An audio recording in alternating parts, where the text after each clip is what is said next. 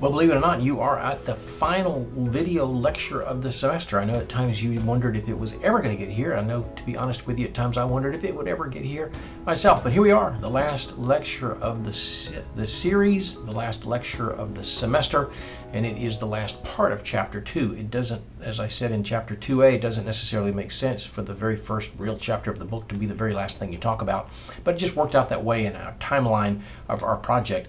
And we want to close out this semester by thinking about some of the decisions that we have to make as we think about what our staffing process and our policy is going to be. And it all circles around what we define as our talent philosophy. And that is very basically a system of beliefs about how our employees should be treated. So part of it is how we go about recruiting them. Some of it is how we go about rewarding them, how we develop them. Generally speaking, are they going to be resources that we use, or are they going to be a key component of what we're doing? Do they come and go? Can you be replaced? I remember when I was in high school writing for the high school newspaper, our newspaper sponsor, Mrs. Scott, would come in, and we would kind of be cutting up a little bit and having a good time and kind of being as lazy as we could possibly be as high school students, seniors and juniors in high school, and she would get up in front of her desk and she would say, "You can be replaced." And that's a talent philosophy. She was just kind of joking because we had some really good people in there.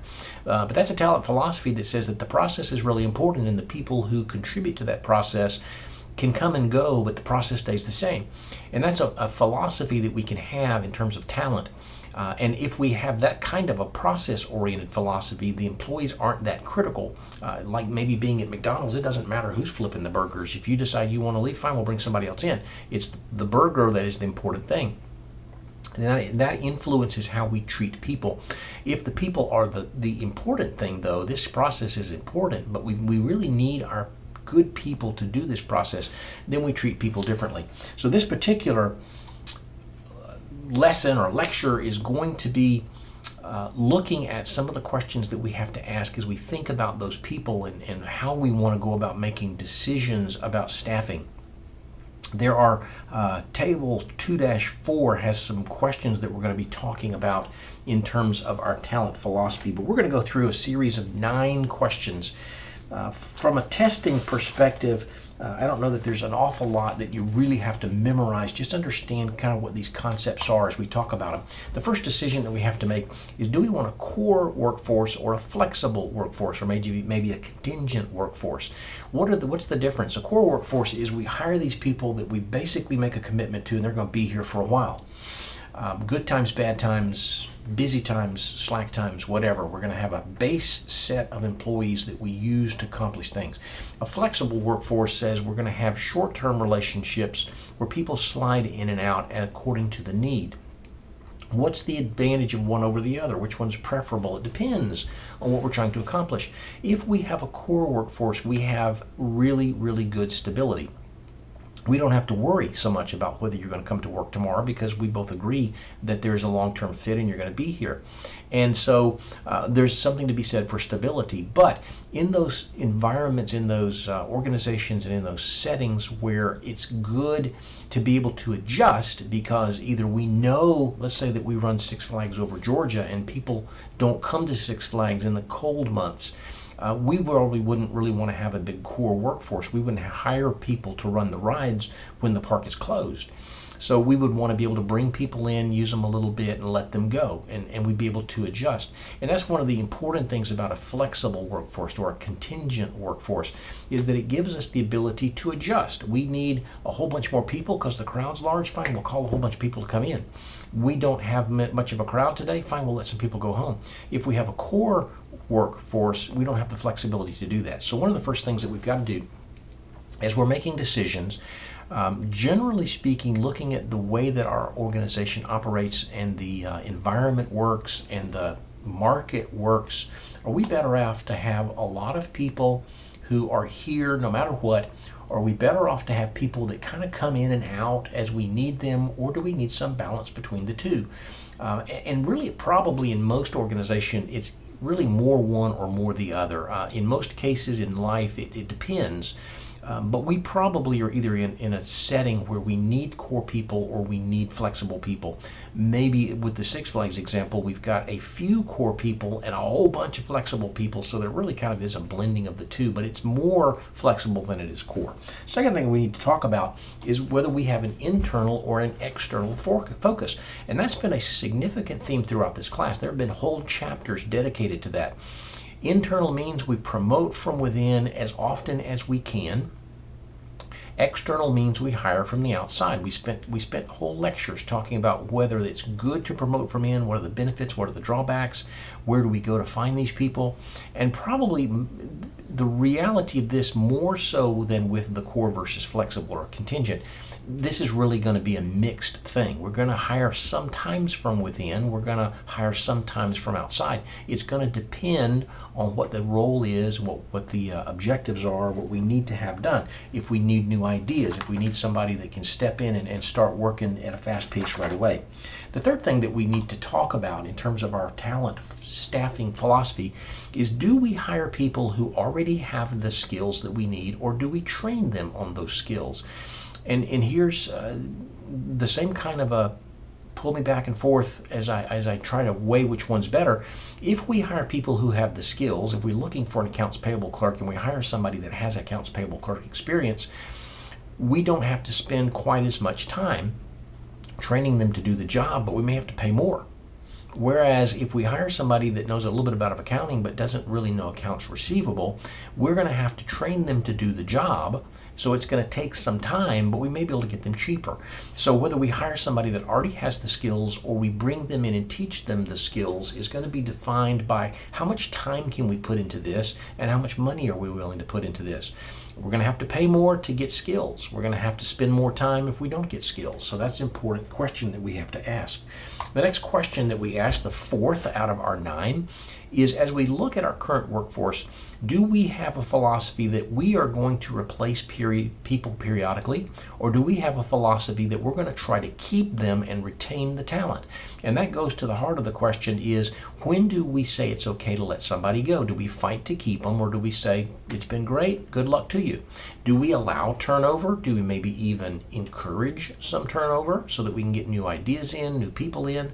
Or do we work a process where we try to manage in such a way that we keep people here longer and we minimize the turnover? Why is there an advantage to replace people periodically? Because we get new ideas in here, we get new blood in here, people get a little stale, people get a little lazy, and we can keep a level of energy by bringing new people in periodically.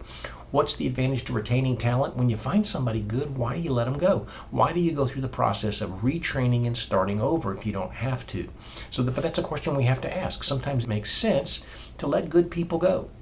Maybe even to kind of push them out the door, but certainly to say okay when they decide to leave. And sometimes it makes sense to say, no, tell me what you're getting, what you're thinking about. We'll do something better to keep you here. That's a decision that we've got to make. The fifth decision is, what skills are we going to be looking for and requiring at what level of skill? Not what level of the organization, director or VP, but what level of skill, what quantity or quality or amount of skill at a particular job. What's the minimum you got to have to come in? And what training are we going to put into place to make available that level of experience? We've got to know. We've got to have a decision made as we're looking for a dog groomer. How much experience do we expect you to have when you come in? What's the minimum level that you have to have, or what's the moderate level, or what's the maximum level, depending on what our pay structure and things like that is. But as we look at this particular job and the things that you have to do and the skills that you need, at what level do you have to possess that skill in order to be considered and in order to be placed in this role?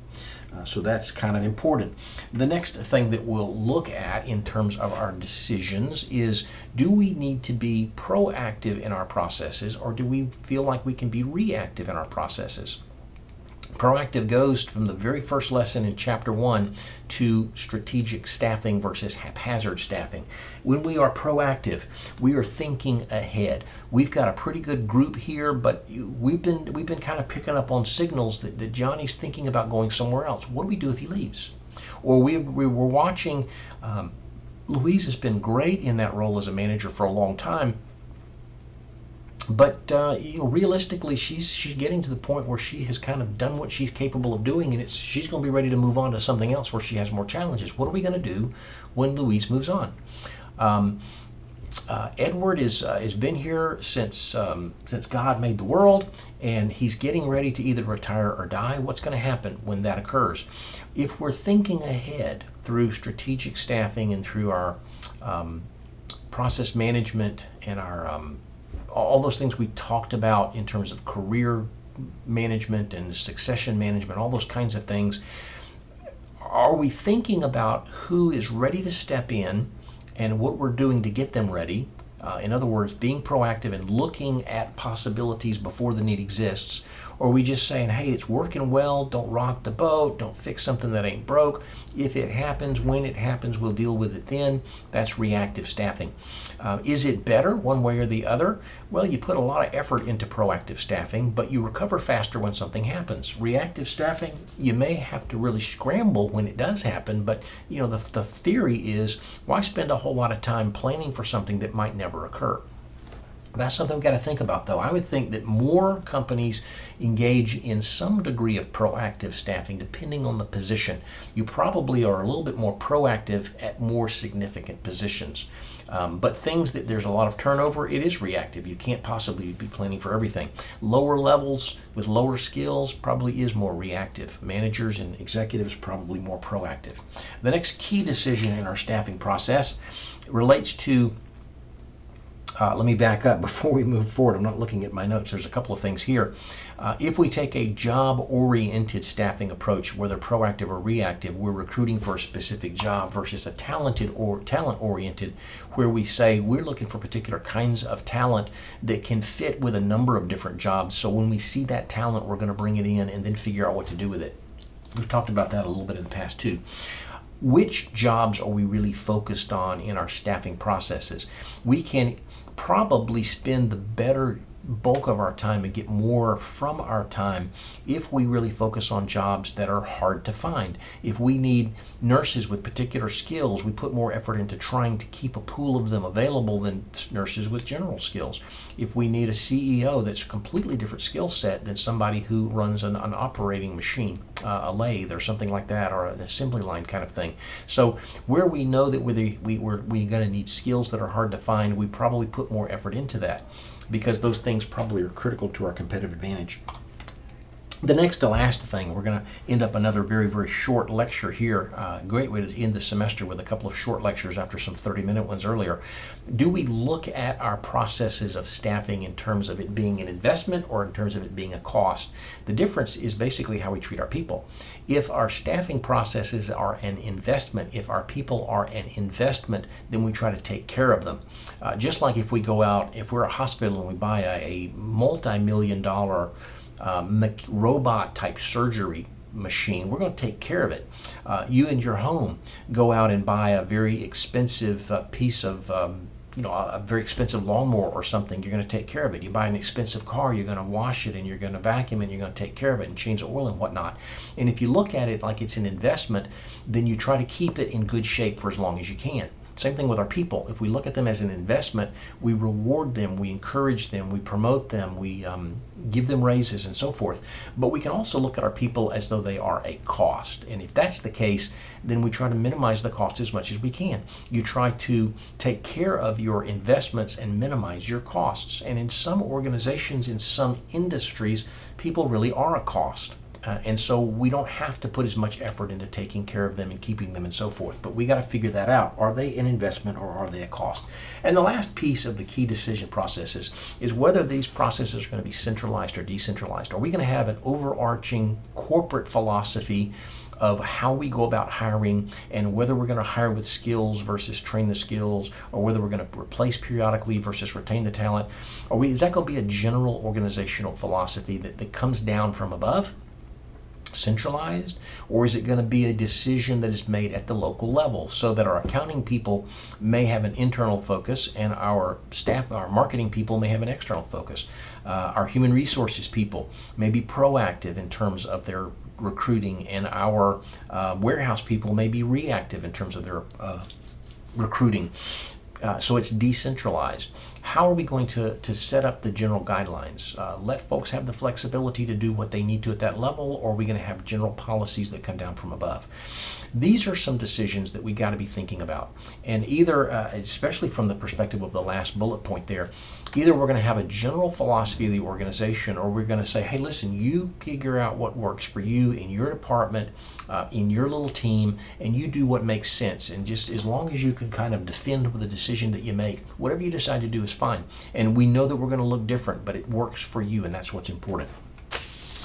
Again, the last chapter of the book, the second chapter of the book, really the last chapter of the class, just has some overarching ideas that help us to kind of wrap up the semester thinking about big picture kinds of ideas in terms of how we begin to build our processes and our culture. All this stuff, competitive advantage and staffing, decision making, it has to do with our culture and how we treat people and how we value people and use people and so forth. So as we close out the semester here, finishing up video lecture 2B, the last one of the sequence of about 25 or some such number of video lectures, let's kind of close the semester by thinking that the specific processes that we used throughout the semester and throughout our project of interviewing are very, very important, but they have to fit within a general framework or philosophy of how we view people. And you find that if you kind of look at people as a cost, they don't feel valued a lot of times, and they really kind of aren't. If you look at people as an investment, you have to put a whole lot more effort and money and resources into it, but you tend to get pretty good results out of that. So we'll leave the lecture here for the time being. Summarizing back and looking back, recapping everything that's gone on so far, I hope that you've picked up some really good ideas through the lectures and through the projects that will help you in real life, whether you're going to be an HR person kind of coordinating the hiring process, or whether you're going to be a management person who is implementing this as you look for people to fill your roles in your departments, but that you'll look at it from a different perspective. And I'll kind of end up the semester with an example of a student that I had in a previous semester who took this class even though she's been working in the real world for a long time and has done a lot of hiring and interviewing and whatnot. And she came into the class thinking, this is almost going to be a waste of my time. It's kind of an elective for me. She was a management major as opposed to an HR major. And I know how to interview people, so it ought to be a pretty easy A, but I don't know that I'm really going to learn anything that's life-shattering or ground-moving. And she went through the process, and she looked at the videos, and she did all the assignments and did the job descriptions and did the interviews. And at the end of the semester, she said this, looking back on it, is probably going to be one of my favorite classes I ever took, and it's also probably going to be the most useful classes that I've ever taken in college. She's going to be graduating pretty soon. But I interacted with her not too long ago, and she said, it's really kind of funny. Right after finishing up this class, in my business, I had like 6 or 7 people turn in their notice at the same time, and normally that would have really alarmed me. What am I going to do? How am I going to respond? But since taking this class, I think I've already put together in my head a plan on how I'm going to replace those people, and I'm not dreading it. I'm actually looking forward to the process of interviewing people and making some good decisions. What I've done in the past has been very reactive, and it's been kind of short-term focused, and I'm going to go into it with a different perspective of looking for really good people who hopefully that I can put in the right places and keep for a long time and not have to worry about this again.